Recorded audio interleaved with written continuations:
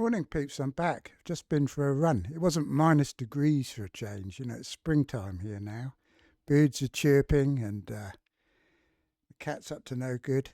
And looking forward to a long summer ahead, peeps, unlike most of you lot who are just going into a miserable British winter, aren't you? So anyway, today we are going to have a look at what to do for this week. And I also want to talk a bit about content creators, engaged managers, and all the abuse that content creators are starting to get because their ranks aren't very good. And we're going to have a look at why their ranks aren't very good and see if we can understand what's happening. Because it's unusual this season, I think, that nearly everybody amongst the, mind you, it's mainly because they've all got the same team, I guess, isn't it? But we're going to have a look anyway. Right, let's have a look here. So this is my team. Same as all the other teams, of course. So I'm actually thinking of bench boosting this week. I wildcarded last week, and my plan was always to save a transfer this week, and then in game week 6 swap to Haaland, quite probably, unless Salah's absolutely fantastic against Everton, which I hope he is, of course, as he's the captain.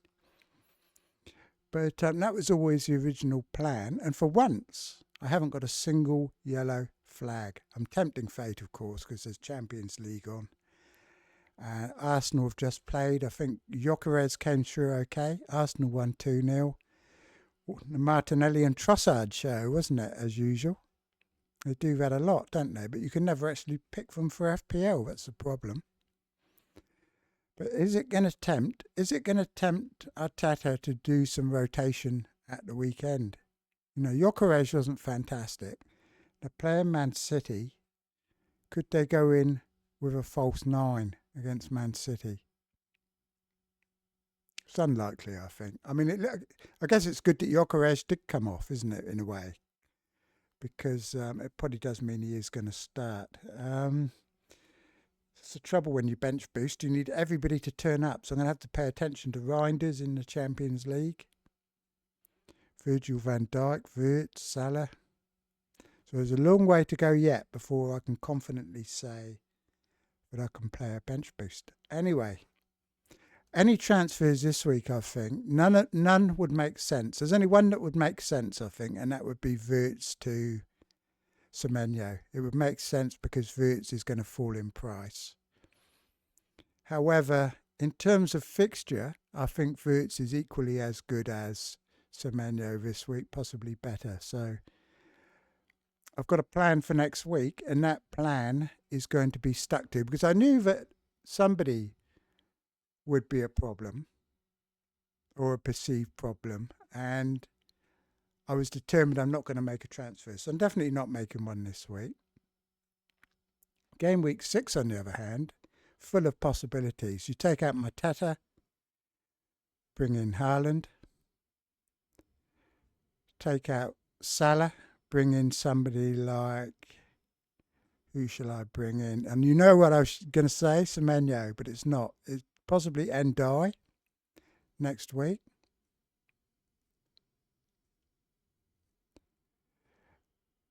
Who is at home to West Ham. Fantastic fixture for him, because West Ham look absolutely awful. And I'm considering taking out Wirtz for a hit and replacing him with Palmer. So that's a tentative plan for next week, which involves 0, which is a problem, because if Wirtz falls in price, I won't be able to do it. But it looks like Ndai could fall in price.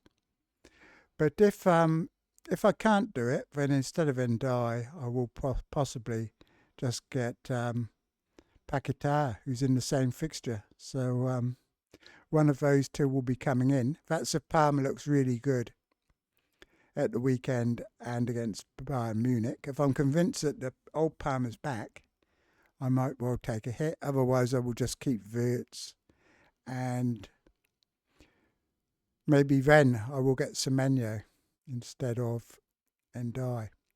So that's the plans anyway, and I'll be sticking to them. Now, there's been a lot of talk about the content creators losing the plot. So we're going to have to investigate this, peeps. So let's look at the ranks. So I'm top here, level with Andy, but I'm only 2.5 million.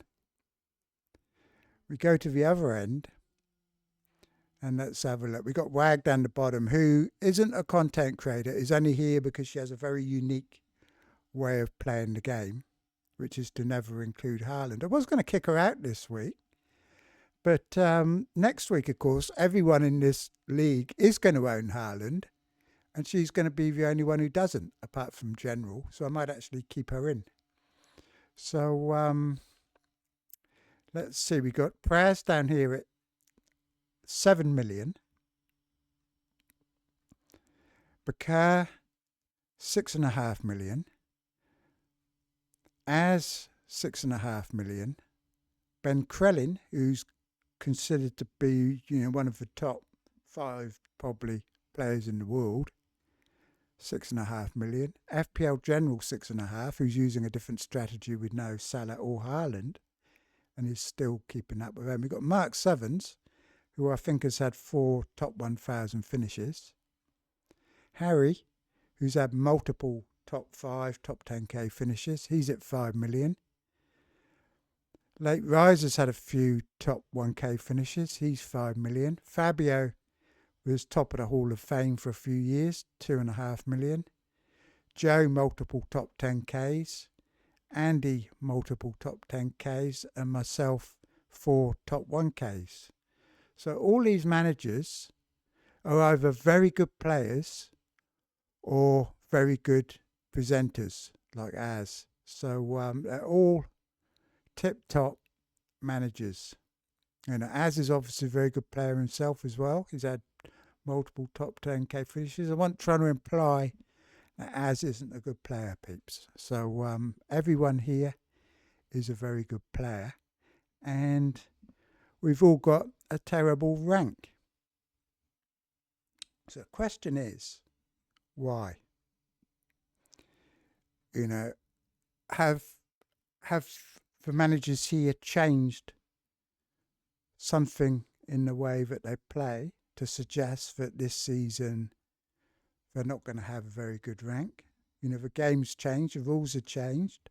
Has this leveled the playing field, and these managers possibly have a history of doing very, very well? Maybe they're sticking to what's gave them all those top finishes, and maybe that way no longer works. Maybe now the game has to be played differently. That could be a possibility. Second possibility is that they are now overly reliant on models and algorithms, and maybe it's detrimental to their game. Now, I don't know if there's too much evidence of this. Most of the players that are being selected are proven fantasy assets that also pass the eye test, but there are certain players that are being picked. Namely, Jorginho was one who I couldn't see any real reason why anybody would pick him at the start of the season, other than the fact that he was considered to be really good by FPL Review.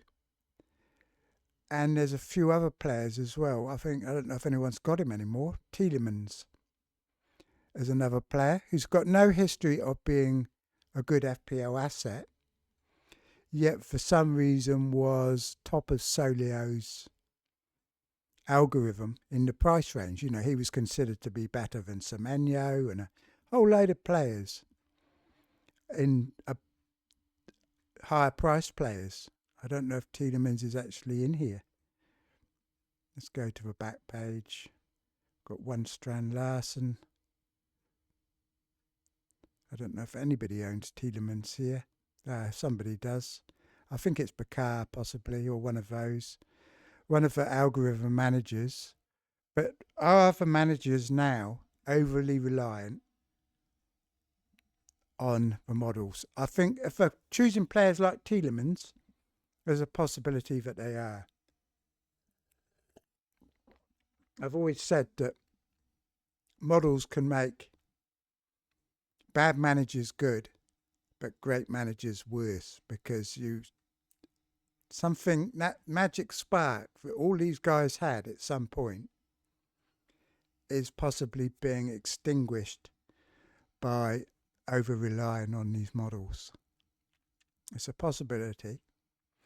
The other possibility, of course, is that it's just far too early in the season, and the only thing that's caught people out is the poor form of Salah compared to Haaland. Is that the only reason why these managers are lowly ranked?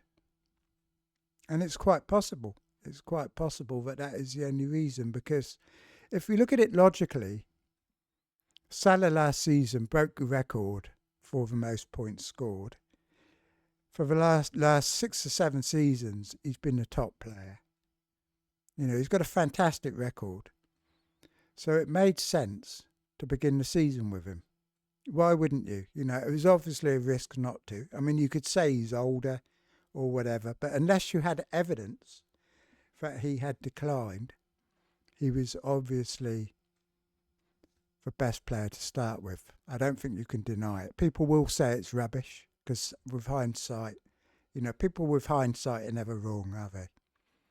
But at the start of the season, it was logical to start with him, which is why vast majority of these players did. And with Burnley in game week 4, it would have been illogical to take him out until after that match. You need at least 3 or 4 weeks, really, to start to see if Salah is in fact in decline as an FPL asset compared with Haaland. And I think now we're kind of getting that evidence now. We've kind of got it. But this week, when City are playing Arsenal and Liverpool have the Merseyside derby, now is not the week to remove Salah. However, next week is the week. We will have had enough evidence by then, I think, to know that although Salah's still going to get points, and he is getting points. I mean, he's only like half a dozen points off Haaland at the moment, but he's been very, very lucky. I mean, you can say that these content creators have got bad ranks, but imagine how much worse it would have been if Salah hadn't been getting these goals in the 92nd and 93rd minutes. I mean, the gap could have been absolutely huge, couldn't it? Absolutely huge. So, I'm considering myself fortunate to be at 2.5 million. I'm not kind of worried that I'm at 2.5 million. I think it's actually a good rank. And that's the other thing we have to consider, is that all these ranks are skewed by chips this season, aren't they? Because the vast majority of casual managers and people in the top million have used more chips. A lot of these players here haven't even used a single chip yet. None of these ones at the bottom have. FPL General's used his wild card. Fabio's used a wild card and a free hit. So he's used a couple. Myself and Andy have also used our wild cards. But we're at the top of this list, and that's probably why. So it's far too early to say. And I don't think we can say that any of these people really have done anything wrong. Haven't really done anything wrong. The only other possibility is that there's nothing wrong with the models at all. It's just that everybody's now using them, so that these people are using their advantage. For example, Fabio Borges was using algorithms way back, like 2016, 2017, would have been using an algorithm, not FPL Review, and he was number 1 in the world. But now that everybody's using them, are they no longer the advantage that they were for people like Ben Crellin? Are we going to see their advantage drop when even now the casuals are now using the algorithms as well, aren't they? So that's another possibility again.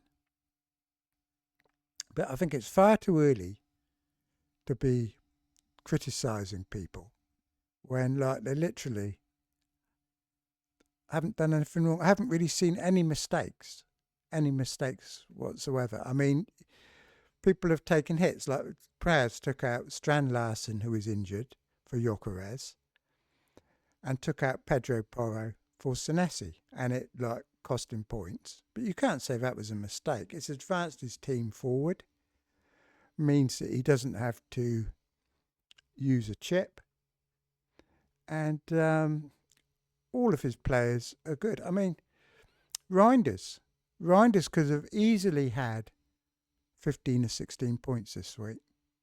Easily. You know, Semenyo, the week when everyone brings him in on a free hit, he goes and gets a penalty. He never takes penalties, ever. But the week everybody brings him in, he gets a penalty. You know, that's just the way it is. Whereas Reinders, it could have easily been the other way around. Prowse here's got Van der Ven first on his bench. Just unfortunate. Do you know what I mean? It's just unfortunate. But over 38 weeks or whatever it is, all this luck, all these chips are all going to even out because everybody's going to have the chip soon. What have I just watched? What have I just watched, peeps? And what's got the Tottenham game on the TV? People complain about the Man United goalies. Deary, deary me. Absolutely ridiculous. What a goal that was. Anyway, peeps, basically what I've come on to say, you know, is, and also don't panic. You know, if you're like them and you're like 6 million, 7 million, there's no need to panic because the actual gap, I mean, let's have a look. What is the gap? So we've got Prowse here, 7 million, 196 points. I'm on 2 million, 231 points. So it's only 35 points. So there's only 35 points between 2.5 million and 7 million. And according to FPL Team, let's have a look at that actually. We can have a look. Let's have a look. Here we go. So I'm 125 points off first place. I mean, it sounds a lot, doesn't it? But they've probably used most of their chips. Although I think he hasn't actually. But I don't actually, according to Focal, I don't think the guy at number one's even made a transfer yet. Do you know what I mean? But I'm only 17 points off a million. 45 points off 100k, which is where I want to end up. We're inside there anyway. And it's nothing. Absolutely nothing, peeps, at this stage. So more important than your points offing is how good your team's looking, you know, how good your plan is, what you're considering. And the worst thing you can do is start panicking. You know, I've seen a lot of players panic. And even one, I won't mention his name, one was panicking the other night. You know, he was wanting to play his wild card when there was absolutely nothing wrong with his team, because he was annoyed that Haaland had scored a couple of goals. But, you know, Haaland is going to score goals. People are allowed to score goals when you don't own them. You know, Semenyo's allowed to get goals. Everyone. It happens every week. It's just FPL. It's just FPL. And as long as you pick good players over time, you're going to be rewarded. You know, I remember last season when Fernandes pretty much blanked in the first 8 game weeks, and then he got 17, loads of points. You know, those that bought him in did really well. So players go on runs like this, so it can happen any time. You know, which is why I'm not rushing to take out Wirtz this week, because you never know what's going to happen against Everton. Salah could get a brace, look really good. We just don't know, do we? Because 4 games is still a really small sample size. I know it's hard because it's like, what is it now? We've been playing 5 weeks or something, haven't we, since the season started? So it feels like forever. But in terms of game weeks, it's only 4 weeks, you know. I think the best way actually is to just pick your team, go on a Friday, pick your team, and then forget about it for the week. Because otherwise you risk overplaying. You know what I mean? I'm often guilty of that. You kind of look at everything in minute detail, find all these plans. You're better off just forgetting about it and going away and not worrying about the prices and all that sort of thing. But, you know, this is my Champions League team, peeps. Look, Gabriel, 9 points. 9 points. And I'll tell you what, with this Champions League, right, they've got a chip called a limitless chip where you can just pick basically anybody and team value doesn't matter. Why didn't FPL have a limitless chip? You know, why did we have to have the same chips twice? It was very, very lazy of them. Very lazy. And they get points for ball recoveries as well in Champions League. You see Gabriel here, 11 ball recoveries. So you got an extra 3 points for ball recoveries. Incredible.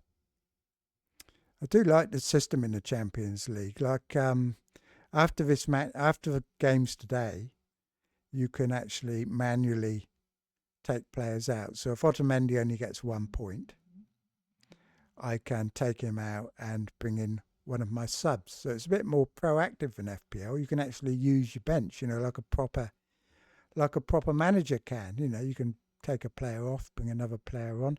Why isn't Vinicius Jr. playing, peeps? I've been robbed. He's on the bench. I don't know. Oh look, Pavlidis has got something already. 2-0 to Benfica already. 17 minutes and he scored a goal. D-Unit telling me last night, he said he was laughing at me because I didn't have Haaland. Why would you need Haaland, peeps, when you got Pavlidis? Tell me. You know, there's always more than one way to play the game. You know, so even in game week 6, I might decide I want to take out Salah. I'm not forced to buy Haaland. You know what I mean? I know he does have Burnley at home, but so I probably will be having him. That's the other thing. The free hit is a big option for game week 6. But if I can do 3 moves and get Haaland in and save a free hit, I'll be doing that. As for this bench boost, this is why I've got Stack and Rodon. This is why I bought them for this game week 5 bench boost here. So fingers crossed nobody's injured. Anyway, peeps, I'm off now. I've got to watch Tottenham. I always enjoy watching Tottenham. One of the teams I like. You know, I like the London teams, all of them. You know, Arsenal, Chelsea, Tottenham, West Ham, all of them. And I'm going to go and see how Tottenham are getting on. And I see Simmons just taking a corner. And I'll talk to you all later anyway, peeps. And remember, don't start crowing because you've had a good foot, you know, because you've got Zubamendi and Caicedo and all of these players, and start going on about how content creators have lost the plot. Because really, it's early days, and you can't count your chips, peeps, until after game week 38, you know, especially now we've got all these chips. You know, you cannot count them until the end because it's no longer a level playing field, FPL. It's so many chips involved, so that you really can't even bother looking at rank really until game week 38. So anyway, peeps, I'll talk to you all later, and cheers for now.